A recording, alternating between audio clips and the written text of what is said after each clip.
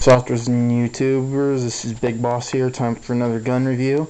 This is video number 6 of my gun reviews, and it is of my G&G SCAR L.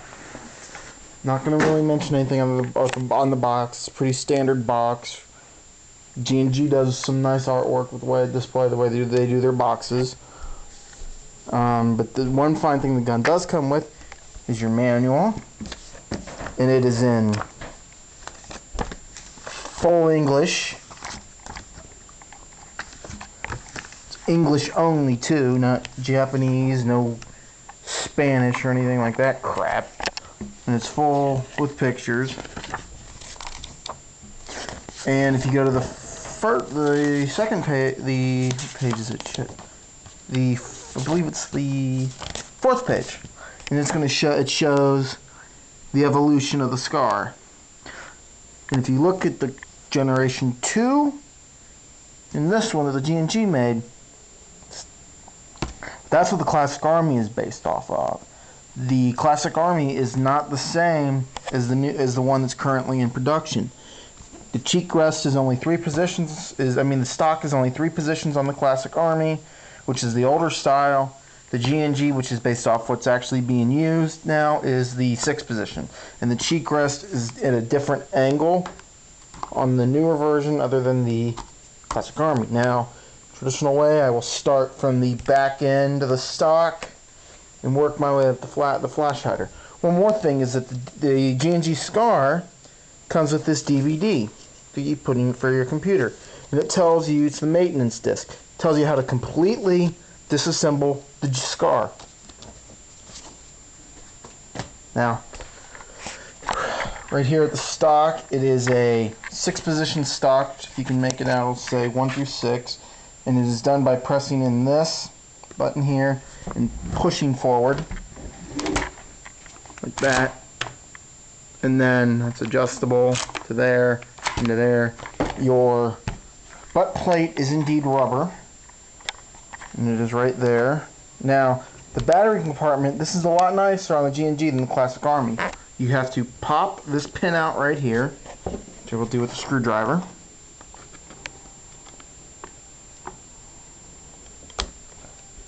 Pop the pin, pull it, butt plate comes off.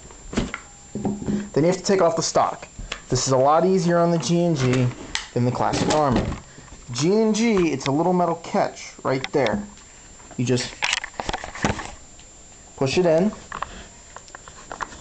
and pull the stock, and your stock right there comes out. And right there is your cavern for the battery. Now, to put the battery in, I find it easier to take the back end of the wire and push it to the front, of course, so you can connect it. Then you take your battery,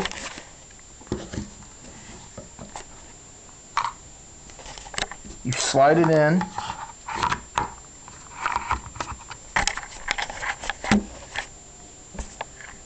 push this wire forward,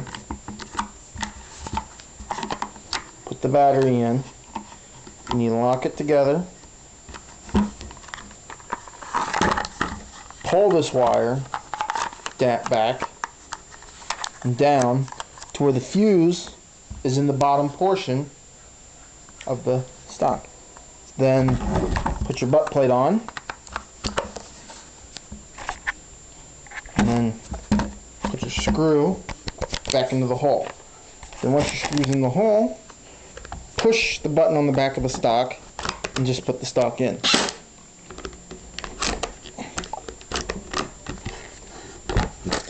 Okay, battery is now in the weapon. Right here is your cheek rest.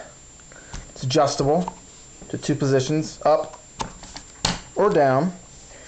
Your stock is also a side folder. You just push this button in here and the stock folds over.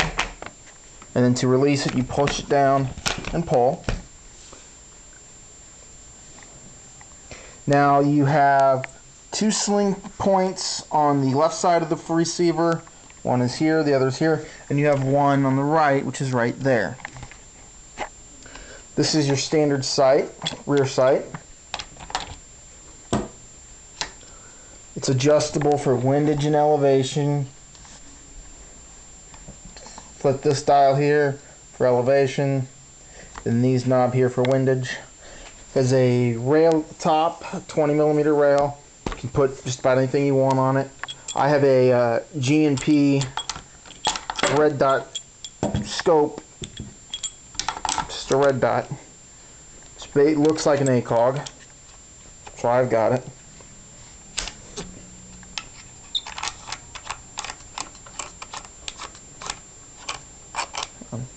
Hang on.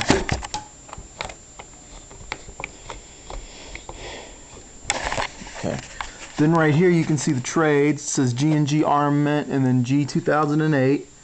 Then X16 Mod 0 caliber 5.56, and I believe that is your serial number.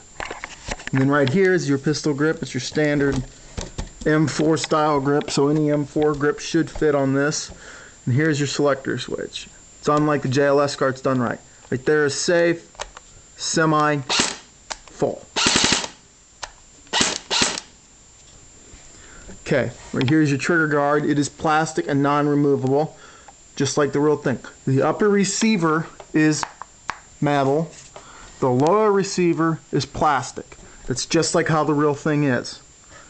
And then right here is your magazine. Your trigger is plastic, but it's a strong trigger. Okay, and right here you have your magazine release. It is ambidextrous, it's on both sides. And then the other one is in the same position of what an M4 would be. The gun comes with a high cap. I sold the high cap because, to be quite honest, high caps for the most part are for noobs. Unless you've got a gun that they don't make a mid-cap pack for, where you're paying $20 plus a magazine, or you're using a support weapon. That's the only reason why you really need a high cap. And here's your bolt handle. Cucking it. The bolt catch does actually work. Pull the bolt back, press the bolt catch in to lock the bolt. And then on the other side, it's your hop-up chamber. It's a stock G&G SCAR hop-up, and the bucking they put in it is supposedly an extreme weather bucking, which means it should be tested for, I believe, minus 40 degrees Fahrenheit. The gearbox is a version 2 gearbox, so any regular V2 parts will work in it. Okay, that is the end of part 1, Part 2 coming